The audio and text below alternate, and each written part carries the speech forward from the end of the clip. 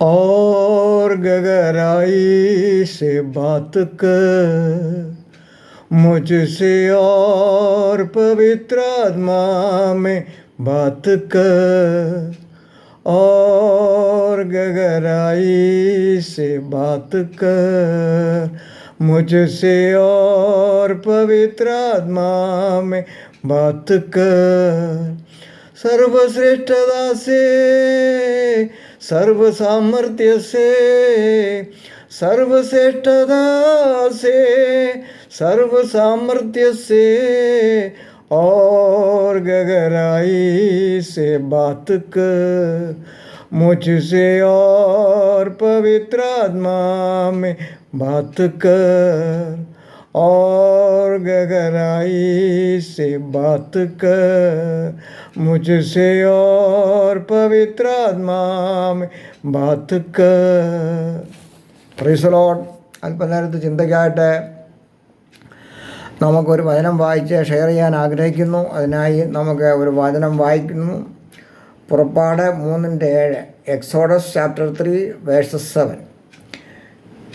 യഹോവ അരുളി ചെയ്തത്, മിസ്രയീമിലുള്ള എൻ്റെ ജനത്തിൻ്റെ കഷ്ടത ഞാൻ കണ്ടു. ഊഴിയ വിചാരകന്മാർ നിമിത്തമുള്ള അവരുടെ നിലവിളിയും കേട്ടു. ഞാൻ അവരുടെ സങ്കടങ്ങൾ അറിയുന്നു. അവിടെ ദൈവം തൻ്റെ ജനത്തെ വിടുവിക്കുവാൻ ആഗ്രഹിക്കുന്നു.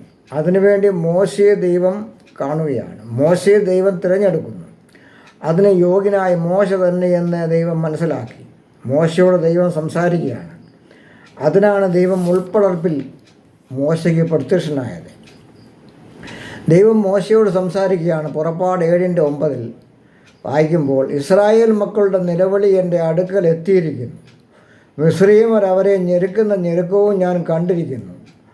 ആകയാൽ വരിക, നീ എൻ്റെ ജനമായ ഇസ്രായേൽ മക്കളെ മിസ്രയീമിൽ നിന്നും പുറപ്പെട്ട് വിടുവിക്കേണ്ടതിന് ഞാൻ നിന്നെ ഫറവോൻ്റെ അടുക്കൽ അയക്കും. എന്നാൽ മോശയ്ക്കത് കേട്ടപ്പോൾ തൻ്റെ ബലഹീനതകൾ മോശ മനസ്സിലാക്കുന്നു. വലിയൊരു ഉത്തരവാദിത്തമാണ് ദൈവം മോശയെ ഏൽപ്പിക്കുന്നത്. മോശയുടെ കഴിവോ മിടുക്കോ ഒന്നും ദൈവം നോക്കിയില്ല. മോശയെ ഇത്ര വലിയ ദൗത്യം ഏറ്റെടുക്കാൻ മോശയെ ദൈവം നിയോഗിക്കുകയാണ്. എന്നാൽ മോശ സ്വയം തന്നെപ്പറ്റി മനസ്സിലാക്കിയിട്ട് പറയുകയാണ്, ഫറവോൻ്റെ അടുക്കൽ പോകുവാനും ഇസ്രായേൽ മക്കളെ മിസ്രയീമിൽ നിന്നും പുറപ്പെടുവിക്കാനും ഞാൻ എന്തുമാത്രമുള്ളൂ എന്ന് ദൈവത്തോടവൻ ചോദിക്കുകയാണ്. ദൈവം ആരെന്ന് മനസ്സിലാക്കാതെ സ്വയം കഴിവുകേടുകളെ ദൈവത്തിന് മുമ്പിൽ നിരത്താൻ മോശ ആഗ്രഹിക്കുന്നു. ഞാൻ വെറും നിസ്സാരനെന്ന് മോശയ്ക്ക് തോന്നുകയാണ്. ഇവിടെ നാം മനസ്സിലാക്കേണ്ടത്, ദൈവം ഒരു മനുഷ്യനെ അവൻ്റെ വേലയ്ക്കായി തിരഞ്ഞെടുത്താൽ ഒരു മറുചോദ്യം ചോദിക്കേണ്ട ആവശ്യമില്ല. മനുഷ്യനെ സൃഷ്ടിച്ചവൻ ദൈവമാണ്. മനുഷ്യന് ബുദ്ധിയും കഴിവുകളും നൽകുന്നതും ദൈവമാണ്. നമ്മുടെ ഉള്ളത്തെ നല്ലതുപോലെ അറിയുന്നവൻ. പിന്നെ എന്തിനാണ് മനുഷ്യൻ സംശയിക്കുന്നത്? ഒരു നിമിഷം കൊണ്ട് ദൈവത്തിനെല്ലാം മാറ്റിമറിക്കാൻ കഴിയും. ദൈവത്തിൻ്റെ അഭിഷേകം നമ്മുടെ ഉള്ളിൽ വരുമ്പോൾ ഒരു മനുഷ്യനെ ദൈവത്തിൻ്റെ നിയോഗം അനുസരിച്ച് അതിനെ ശക്തനാക്കി മാറ്റും. വചനം പറയുന്ന പോലെ, എന്നെ ശക്തനാക്കുന്നവൻ മുഖാന്തരം ഞാൻ സകലത്തിനും മതിയാകുന്നവനാകുന്നു. ദൈവം സ്വയം മോശയ്ക്ക് മനസ്സിലാക്കി കൊടുക്കുന്നതായി അവിടെ കാണാം. ദൈവം മോശയോട് പറയുകയാണ്, ഞാനാകുന്നവൻ ഞാനാകുന്നു എന്നുള്ളവൻ എന്നെ നിങ്ങളുടെ അടുക്കൽ അയച്ചിരിക്കുന്നു എന്നിങ്ങനെ നീ ഇസ്രായേൽ മക്കളോട് പറയണം. ഒരു മനുഷ്യനെ ദൈവം തൻ്റെ കാര്യം നിറവേറ്റുന്നതിന് വേണ്ടി തിരഞ്ഞെടുത്താൽ നാം മനസ്സിലാക്കുക, ദൈവം തിരഞ്ഞെടുത്തവനെ ദൈവമാണ് നടത്തുന്നത്, ലോകമല്ല. ലോകത്തിൽ പ്രതിസന്ധികൾ ചിന്തിച്ച് വിചാരിച്ചും മനസ്സ് തളർത്താതെ ഉന്നതനായവൻ്റെ വാക്കുകൾ അനുസരിക്കുക. പിന്നെ ലോകത്തിലേക്ക് നോക്കേണ്ടെന്ന ആവശ്യമേ വരികയില്ല. ദൈവത്തിൻ്റെ മുഖത്തേക്ക് മാത്രം നോക്കുക. ദൈവത്തിൻ്റെ ആജ്ഞകൾ അനുസരിക്കുക. അതുമാത്രം ചെയ്താൽ മതി. മോശ പലപ്പോഴും തൻ്റെ വാക്കുകളിൽ കൂടി ദൈവത്തെ കോപിപ്പിക്കുവാൻ ശ്രമിച്ചു. തൻ്റെ ബലഹീനതകൾ ദൈവത്തിന് മുമ്പിൽ നിരത്തി വയ്ക്കുകയാണ്. പുറപ്പാട് 3:10 വായിക്കുന്നു, മോശ ദൈവത്തോട് പറയുകയാണ്, ഞാൻ വാക്ക് സാമർഥ്യമുള്ളവനല്ല, ഞാൻ വിക്കനും തടിച്ച നാവുള്ളവനുമാകുന്നു എന്ന് പറഞ്ഞു. ദൈവം മോശയോട് പറയുകയാണ്, മനുഷ്യന് വായ കൊടുത്തത് ആർ? യഹോവയായ ഞാനല്ലയോ? ആകയാൽ നീ ചെല്ലുക, ഞാൻ നിൻ്റെ വായോട് ഇരുന്ന് നീ സംസാരിക്കേണ്ടതിനെ നിനക്ക് ഉപദേശിച്ച് തരും എന്ന് അരുളി ചെയ്തു. പിന്നെയും മോശ ദൈവത്തോട് പറയുകയാണ്, കർത്താവേ, നിനക്ക് ബോധിച്ച മറ്റാരെങ്കിലും അയക്കണമേ എന്ന് പറഞ്ഞു. അപ്പോൾ യഹോവയുടെ കോപം മോശയുടെ നേരെ ജ്വലിച്ചു എന്നാണ് അവിടെ വായിക്കുന്നത്. എങ്കിലും മോശ തളർന്നു പോകാതെ പിന്മാറാതെ ദൈവം അവനെ ശക്തനാക്കി മാറ്റുകയാണ്. നിന്റെ സഹോദരനായ അഹരോൻ നല്ലവണ്ണം സംസാരിക്കാൻ അറിയാവുന്നവനാണല്ലോ. നിനക്ക് പകരം അവൻ ജനത്തോട് സംസാരിക്കും. അവൻ നിനക്ക് വായായിരിക്കും. ഞാൻ നിൻ്റെ വായോടും അവൻ്റെ വായോടും ഇരിക്കും. അങ്ങനെ മോശ ദൈവം ഏൽപ്പിച്ച ദൗത്യം ചെയ്യുവാൻ തയ്യാറായി മുന്നോട്ട് നീങ്ങുന്നതായി അവിടെ കാണാം. എങ്കിലും ദൗത്യത്തിനായി പുറപ്പെട്ടിട്ടും പലപ്പോഴും മോശ ഒഴിവുകൾ പറയുന്നത് അവിടെ രേഖപ്പെടുത്തിയിരിക്കുന്നു. മോശയോട് ദൈവം ശക്തമായി പറയുകയാണ്, ഇസ്രായേൽ മക്കളെ വിട്ടയപ്പാൻ ഫറവോനോട് കൽപ്പിക്കുക എന്ന് പറഞ്ഞു. അവിടെ മോശ പിന്നെയും ദൈവത്തോട് പറയുന്നു, ഇസ്രായേൽ മക്കൾ എൻ്റെ വാക്ക് കേട്ടില്ല, പിന്നെ ഫറവോൻ എങ്ങനെ കേൾക്കും? ഞാൻ വാഗ്വൈഭവം ഉള്ളവനല്ലല്ലോ എന്ന് യഹോവയുടെ സന്നിധിയിൽ പറഞ്ഞു. പുറപ്പാട് 6:12. പിന്നെയും മോശ ദൈവത്തോട് തൻ്റെ കഴിവുകൾ പറഞ്ഞുകൊണ്ടേയിരിക്കുന്നതായി കാണാം. പുറപ്പാട് 6:29 വായിക്കുമ്പോൾ, ഞാൻ നിന്നോട് കൽപ്പിച്ചതൊക്കെയും നീ മിസ്രയീം രാജാവായ ഫറവോനോട് പറയണം എന്ന് യഹോവ മോശയോട് കൽപ്പിച്ചു. അതിന് മോശ, പിന്നെ ഞാൻ വാഗ്വൈഭവം ഇല്ലാത്തവൻ, ഫറവോൻ എൻ്റെ വാക്ക് എങ്ങനെ കേൾക്കും എന്ന് യഹോവയുടെ സന്നിധിയിൽ പറഞ്ഞു. ഇവിടെയെല്ലാം മോശ തൻ്റെ കഴിവുകേടുകളെ ഉയർത്തി ദൈവസന്നിധിയിൽ അലസ മനോഭാവം കാണിക്കുന്നതായിട്ട് കാണുന്നു. ദൈവം അവിടെയൊക്കെയും മോശയോട് ക്ഷമിച്ചു.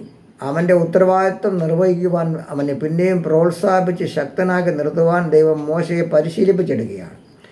ദൈവസന്നിധിയിൽ വലിയ തീരുമാനങ്ങളൊക്കെ മനുഷ്യനായ നാം എടുക്കും. എന്നാൽ പലപ്പോഴും പ്രതികൂലങ്ങൾ വരുമ്പോൾ തളർന്നു പോകും. ഞാൻ എങ്ങനെ അതിനെ നേരിടുമെന്ന് വ്യാകുലപ്പെടുകയാണ്. നമ്മുടെ ബലഹീനതകളെ ദൈവസന്നിധിയിൽ എടുത്തു കാണിക്കുവാൻ ആഗ്രഹിക്കുന്നു. ഇത് ദൈവത്തിന് ഇഷ്ടമല്ല. മോശയോട് ദൈവം പറഞ്ഞു, ഞാൻ നിൻ്റെ കൂടെ ഇരിക്കും. അപ്പോൾ ദൈവം കൂടെ ഉണ്ടെങ്കിൽ നാം എന്തിനു ഭയപ്പെടുന്നു? ദൈവം ആണല്ലോ എല്ലാം ചെയ്യുന്നതും ചെയ്യിക്കുന്നതും. അതുകൊണ്ട് ധൈര്യത്തോടെ ബലത്തോടെ മുന്നോട്ട് പോവുകയാണ് വേണ്ടത്. മോശയെ ഇത്രയും വലിയ പ്രവാചകനെ മാറ്റിയെന്ന വേദഭാഗങ്ങൾ വായിക്കുമ്പോൾ നമുക്ക് മനസ്സിലാക്കാം മോശയെ ദൈവം എത്രമാത്രം സ്നേഹിച്ചു എന്ന് ചിന്തിക്കാം. മോശയുടെ ശരീരം ദൈവം നേരിട്ട് സംസ്കരിച്ചു എന്നാണ് വായിക്കുന്നത്. ആവർത്തനം 36:6 വായിക്കുമ്പോൾ, അവനെ മോവാബ് ദേശത്ത് ബേത്ത് പെയോരിയിൽ എതിരെയുള്ള താഴ്വരയിൽ അടക്കി. മോശ മരിക്കുമ്പോൾ അവന് 120 വയസ്സായിരുന്നു. അവൻ്റെ കണ്ണ് മങ്ങാതെയും ബലം ക്ഷയിക്കാതെയും ഇരുന്നു. ദൈവം തൻ്റെ ദാസന്മാരെ എങ്ങനെയാണ് സൂക്ഷിക്കുന്നത് എന്ന് ഇതിൽ കൂടെ മനസ്സിലാക്കാം. ദൈവത്തിന് പ്രിയനായ മോശ എന്ന പ്രവാചകനെപ്പറ്റി ലോകം എങ്ങനെയാണ് അറിയുന്നത് എന്ന് ബൈബിൾ രേഖപ്പെടുത്തിയിട്ടുണ്ട്. ആവർത്തനം 36:10 വായിക്കുമ്പോൾ, എന്നാൽ മിസ്രയീം ദേശത്ത് ഫറവോനോടും അവൻ്റെ സകല ഭക്തന്മാരോടും അവൻ്റെ സർവ്വദേശത്തോടും ചെയ്യുവാൻ യഹോവ മോശയെ നിയോഗിച്ചയച്ച സകല അത്ഭുതങ്ങളും ഭുജവീര്യങ്ങളും എല്ലാ ഇസ്രായേലും കാണുക മോശ പ്രവർത്തിച്ച ഭയങ്കര കാര്യങ്ങളൊക്കെയും വിചാരിച്ചാൽ യഹോവ അഭിമുഖമായി അറിഞ്ഞ മോശയെ പോലെ ഒരു പ്രവാചകൻ ഇസ്രായേലിൽ പിന്നെ ഉണ്ടായിട്ടേ ഇല്ല എന്ന് വ്യക്തമായി വേദപുസ്തകം പറയുന്നു. ഇതാണ് ദൈവത്തിൻ്റെ ഭക്തന്മാർക്ക് കൊടുക്കുന്ന മാന്യതകളും പദവികളുമൊക്കെ.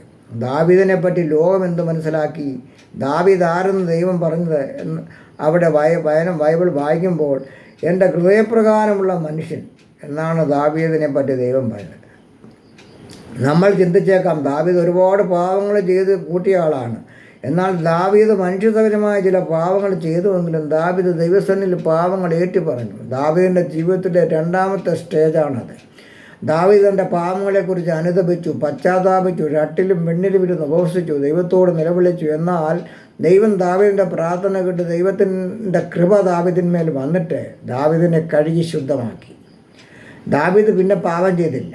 ദൈവത്തിന് ഇപ്രകാരമുള്ള ജീവിതം ദൈവത്തിന് ഇപ്രകാരമുള്ള ജീവിതമാണ്. അവൻ്റെ ഇഷ്ടപ്രകാരം ഉള്ള ജീവിതം, ദൈവകാര്യങ്ങളിൽ പ്രാധാന്യങ്ങളൊക്കെ കൊടുത്തുകൊണ്ട് ദാവീദ് ജീവിതം മുന്നോട്ട് നീക്കുന്നതായി കാണാം. ദാവീദ് ദൈവത്തിൻ്റെ ഇഷ്ടപ്രകാരം ജീവിച്ച് ദൈവത്തെ പ്രസാദിപ്പിച്ചു. ദൈവത്തിന് ഒരു ആലയം പണിയാൻ വരെ ദാവീദ് ആഗ്രഹിച്ചു. എന്നാൽ ദാവീദിൻ്റെ മകനായ ശലോമോനെ കൊണ്ട് ദൈവം ആലയം പണി കഴിപ്പിച്ചു. അവിടെയും തൻ്റെ തലമുറയെ ദൈവം ഉയർത്തി പ്രശസ്തനാക്കുന്നതായി കാണാം. പാപയെ രക്ഷിപ്പാനാണ് നമ്മുടെ യേശു കർത്താവ് ഭൂമിയിൽ വന്നത്. പാപത്തെ ഏറ്റുപറഞ്ഞ് മാനസാന്തരത്തിലേക്ക് ജനം വരാൻ ദൈവം ആഗ്രഹിക്കുന്നു. കർത്താവ് പറഞ്ഞ ദീനക്കാരനാണ് വൈദ്യനെ കൊണ്ട് ആവശ്യം. പാവി അവൻ്റെ പാപത്തെപ്പറ്റി ബോധ്യപ്പെടുത്തി രക്ഷയിലേക്ക് വരുവാൻ ദൈവം ആഗ്രഹിക്കുന്നു. ദാവീദിന് തൻ്റെ തെറ്റുകളെക്കുറിച്ച് നല്ലവണ്ണം ബോധ്യമുണ്ടായി. ദൈവത്തോട് നിലവിളിച്ചു. പിന്നീട് ഒരിക്കലും ദാവീദ് പാപം ചെയ്യാൻ ദാവീദ് തുനിഞ്ഞതേയില്ല. ദൈവം ഒരു മനുഷ്യനെക്കുറിച്ച് അതാണ് ആഗ്രഹിക്കുന്നത്. അതുകൊണ്ടാണ് ഈ കാരണങ്ങളൊക്കെ കൊണ്ടായിരിക്കാം ദൈവം ദാവീദിനെക്കുറിച്ച് തൻ്റെ ഹൃദയപ്രകാരമുള്ള മനുഷ്യരെന്ന് പറയാൻ കാരണമെന്ന് നമുക്ക് ചിന്തിക്കാൻ സാധിക്കുമോ? എന്നാൽ മനുഷ്യൻ തൻ്റെ പാപത്തെക്കുറിച്ച് ബോധമില്ലാത്തവരാണ് പലരും. താൻ ചെയ്യുന്നതെല്ലാം ശരിയാണെന്ന് കണക്കാക്കുന്നു. ഞാൻ പറയുന്നതാണ് ശരി, ഞാൻ ചെയ്യുന്ന പ്രവൃത്തിയാണ് ശരി എന്ന് വിചാരിക്കുന്ന നമ്മുടെ ചിന്തകളും പ്രവൃത്തികളും ദൈവവചനമായി ഒന്ന് താരതമ്യപ്പെടുത്തി നോക്കണം. ദൈവവചനമായി ഒന്ന് തട്ടിച്ച് നോക്കുക. ദൈവത്തിൻ്റെ നീതിപ്രകാരമാണോ നാം ഓരോ കാര്യങ്ങളും ചെയ്യുന്നത് എന്ന് നോക്കുക. മനുഷ്യനും പാപം ചെയ്തപ്പോൾ തെറ്റാണെന്ന് ദൈവവചനം ചൂണ്ടിക്കാണിച്ചപ്പോൾ ദൈവത്തോട് ഏറ്റുപറഞ്ഞ് പറഞ്ഞു. ദൈവം ക്ഷമിച്ചു. എന്നാൽ പിന്നെയും പാപം ചെയ്ത് കൊണ്ടിരുന്നാൽ ദൈവം ക്ഷമിക്കുകയില്ല. ഒരിക്കൽ മാത്രം ക്ഷമ, അതാണ് ദൈവത്തിൻ്റെ നീതി. പലരും തെറ്റുകൾ തെറ്റാണെന്ന് മനസ്സിലാക്കാൻ കഴിയാത്തതാണ് ഏറ്റവും വലിയ കുഴപ്പം. നമ്മൾ എത്ര നീതിമാന്മാരെന്ന് സ്വയം കരുതിയാലും ദൈവം നമ്മുടെ നീതിയെക്കുറിച്ച് കണക്കെടുന്നു എന്ന് മനസ്സിലാക്കുക. ദൈവം നമ്മെ നന്നായി അറിയുന്നു, തൻ്റെ ഭക്തന്മാരെ നന്നായി അറിയുന്നു. നമ്മൾ ആരെന്ന് ദൈവം നന്നായി മനസ്സിലാക്കിയിരിക്കുന്നു. തൻ്റെ പ്രവാചകന്മാരെ ആരെന്ന് ദൈവം മനസ്സിലാക്കി തന്നു. പ്രിയമുള്ളവരെ, തൻ്റെ പ്രിയ ഭക്തന്മാരെ ആരെന്ന് ലോകത്തിന് മനസ്സിലാക്കുവാനാണ് ദൈവം ആഗ്രഹിക്കുന്നത്. മോശയെപ്പറ്റി, ദാവീദിനെ പറ്റി, ഏലിയാവിനെ പറ്റി മറ്റ് പലരെക്കുറിച്ചും ദൈവം ലോകത്തിന് മനസ്സിലാക്കി കൊടുത്തു. എന്നാൽ യേശു തൻ്റെ ശിഷ്യന്മാരോട് ഒരിക്കൽ ചോദിച്ചു, ജനങ്ങൾ എന്നെക്കുറിച്ച് എന്തു പറയുന്നു? ഞാൻ ആരെന്ന് പറയുന്നു? നിങ്ങൾ എന്നെക്കുറിച്ച് ആരെന്ന് പറയുന്നു? മത്തായി 16:13 വായിക്കുമ്പോൾ അവിടെ ജനങ്ങൾ എന്നെ ആരെന്ന് പറയുന്നെന്ന് യേശു ചോദിച്ചപ്പോൾ ചിലർ യോഹന്നാൻ സ്നാപകനെന്നും മറ്റു ചിലർ ഏലിയാവെന്നും വേറെ ചിലർ യിരെമ്യാ പ്രവാചകനെന്നും ഒക്കെ അഭിപ്രായം പറയുന്നു. അപ്പോൾ നിങ്ങൾ എന്നെ ആരെന്ന് പറയുന്നു എന്ന് അവൻ ചോദിച്ചതിന് ശീമോൻ പത്രോസ്, നീ ജീവനുള്ള ദൈവത്തിൻ്റെ പുത്രനായ ക്രിസ്തു എന്ന് പറയുന്നു എന്ന് ഉത്തരം പറഞ്ഞു. യേശു അവനോട്, പറയോനാ ശിമോനെ, നീ ഭാഗ്യവാൻ, ജഡരക്തങ്ങളല്ല സ്വർഗസ്വനായ എൻ്റെ പിതാവത്രയെ നിനക്കിത് വെളിപ്പെടുത്തി തന്നത്. അവിടെ യേശു ആരെന്ന് ശിഷ്യന്മാർക്ക് അറിയാമായിരുന്നു. അവർക്കിത് വെളിപ്പെടുത്തിയത് ദൈവമാണ്. നമുക്കിത് ശരിയായി വെളിപ്പെടണമെങ്കിൽ ദൈവത്തിനേ പറ്റുകയുള്ളൂ. യേശു ആരെന്ന് മനസ്സിലാക്കാൻ ദൈവത്തിൻ്റെ ആത്മാവിനെ പറ്റുകയുള്ളൂ. ഇന്ന് പലരും യേശു ആരെന്ന് ശരിയായി മനസ്സിലാക്കാൻ കഴിയാത്തതുകൊണ്ടാണ് ജനം തെറ്റിലേക്ക് തിരിയുന്നത്. ക്രിസ്ത്യാനികൾ യേശു ദൈവമാണെന്ന് പറഞ്ഞ് ആരാധിക്കുന്നു. എന്നാൽ യേശു ആരെന്ന് ശരിയായി മനസ്സിലാക്കുവാൻ കഴിയാത്തത് കൊണ്ടാണ് ജനം തെറ്റിലേക്ക് തിരിയുന്നു.